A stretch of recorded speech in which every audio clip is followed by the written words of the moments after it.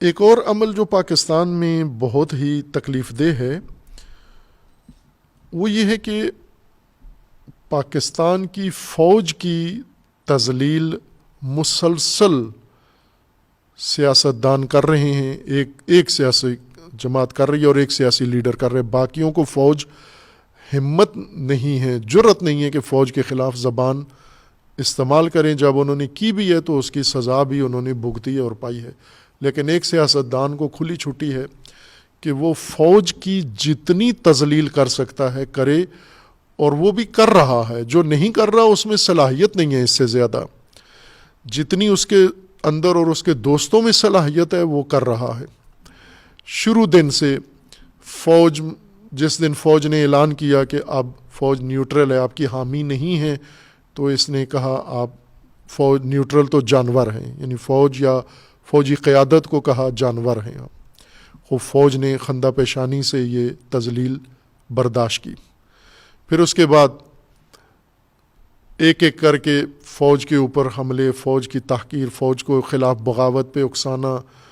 اور کوئی دن ایسا نہیں گزرا جب پاکستان کی فوج کی کھلے بندوں میڈیا میں گلی کوچے میں تذلیل نہ کی گئی ہو.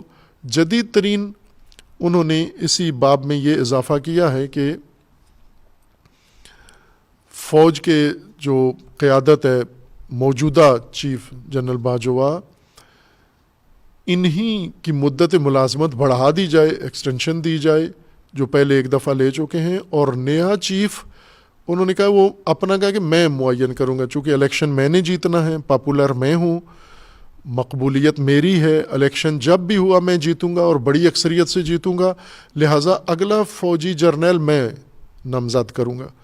خوب فوج نے چند دن پہلے جب فوج کے متعلق یہ بیان دیا گیا تھا تو فوج نے کہا تھا کہ فوج شدید غم و غصہ فوج کے اندر پایا جاتا ہے. فوجی قیادت کے بارے میں جو توہین آمیز الفاظ استعمال کیے گئے تھے کہ فوج کا سربراہ کوئی محب وطن جرنیل ہونا چاہیے. خوب فوج نے بہت مائنڈ کیا، لیکن صرف ایک بیانیے کی حد تک کہ فوج میں غم و غصہ پایا جاتا ہے. نہ غم غلط کیا فوج نے، نہ غصہ نکالا.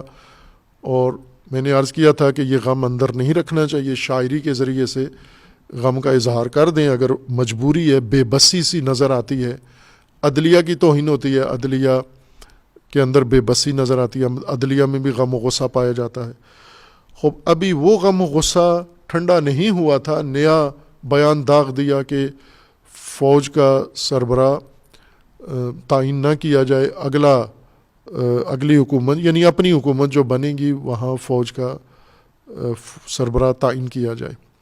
خوب ظاہر ہے ایسی کھل کے باتیں گلی کوچے میں سیاسی جلسوں کا موضوع قرار دے کر ملکی دفاعی ادارہ، ملک کا بنیادی ادارہ جس پر سلامتی ملک کی منحصر ہے، اس کے بارے میں یہ سب کچھ کرنا، اور پھر دوسری طرف سے فوجیوں کو اکسانا بغاوت کرنے پر اپنی قیادت کے خلاف. اور عدلیہ کا یہ کہنا ہے کہ ایک آدمی کے بیان سے فوج بہت مضبوط ہے، ڈسپلن ہے، اس میں بغاوت نہیں ہوتی، لہٰذا یہ مجرم نہیں ہے چونکہ فوج بہت مضبوط ہے. خوب یہ سارے کام تعجب ہوتا ہے ان سے کہ فوج کیا مجبوری ہے کہ فوج کے اندر یہ سارے مسائل پیدا کیے جا رہے ہیں، یا فوج کے متعلق عوام کے اندر یہ نفرت پھیلائی جا رہی ہے، بدگمانی پھیلائی جا رہی ہے. کیا مجبوری ہے؟ باقی سیاستدانوں کو جرأت نہیں ہے اس ادارے کے بارے میں بات کریں، اور ایک سیاستدان جو جی میں آتا ہے ان کے بارے میں کہتا ہے، اور نہ اس پہ مقدمہ چلتا ہے، نہ کیس ہوتا ہے، نہ اس کو لگام دی جاتی ہے، نہ اس کو روکا جاتا ہے. بہرکیف یہ اس وقت عوام کے لیے ایک سوال بن گیا ہے. یہ سیاستدان بھی اپنی مقبولیت اور اپنے پاپولر ہونے کی بنیاد پر یہ سب کچھ کر رہے ہیں. یہ ان کی ایک اور بڑی مشکل ہے، ایک اقتدار پرستی جو پہلے بارہا عرصے سے یہ پاکستانی عوام کو بتایا جا رہا ہے ائمہ اطہار اہل البیت علیہ السلام کی تعلیمات کی روشنی میں، کہ اقتدار پرست انسان آپ کے دین و دنیا کے لیے سب سے خطرناک انسان ہے. اور یہ جو انہوں نے خود اعلان کیا کہ میں بہت خطرناک ہوں، واقعاً خطرناک ہے. امام زین العابدین علیہ السلام نے فرمایا بہت خطرناک ہے. یعنی جس انسان کے اندر اقتدار پرستی ہو، شہرت پسندی ہو اور ریاست پسندی ہو، وہ واقعاً خطرناک ہے، نہ صرف آپ کی حکومت و دنیا و معیشت و سیاست کے لیے بلکہ آپ کے دین کے لیے تباہی ہے. امام زین العابدین علیہ السلام کی حدیث میں نے تفصیل کے ساتھ پڑھی ہے، مومنین کے علم میں رجوع کر سکتے ہیں، واقعاً خطرناک ہے. اور دوسری چیز یہ ہے کہ مقبولیت انسان کو تباہ کرتی ہے، چونکہ مقبول رہنا اور مقبولیت بڑھانا، مقبولیت کی مینٹیننس بہت مہنگی ہے کہ اپنے آپ کو اسی گراف پہ، اسی لیول پہ رکھنا. آپ دیکھیں فلمی سٹار یہ مقبولیت کے عروج پر جب پہنچتے ہیں وہاں سے آگے اس کو برقرار نہیں رکھ سکتے، پھر ان کا افول اور ان کا نزول اور زوال شروع ہو جاتا ہے. اسی طرح کھلاڑی مقبولیت کے اوج پہ پہنچنے کے بعد پھر جب عمر گزر جاتی ہے، توانائیاں کم ہو جاتی ہیں، اب اس طرح سے وہ نہیں کارکردگی دکھا سکتے تو مقبولیت کا درجہ کسی اور کو دے دیتے ہیں، دوسرا کھلاڑی ان کی جگہ آ جاتا ہے اور یہ سائیڈ پہ ہو جاتے ہیں. چونکہ مقبولیت مینٹین کرنا بہت مشکل ہے ایک بوڑھے کھلاڑی کے لیے کہ وہ ابھی بھی ایسی کشتی کرے، ابھی بھی ایسی باکسنگ کرے، ابھی بھی ایسے فٹ بال کھیلے، ایسا کبڈی کھیلے. بڑھاپے میں بھی یہ ناممکن ہے اس کے لیے. اگر کرے گا تو بہت تباہی کرے گا، اپنی بھی اور دوسروں کی بھی.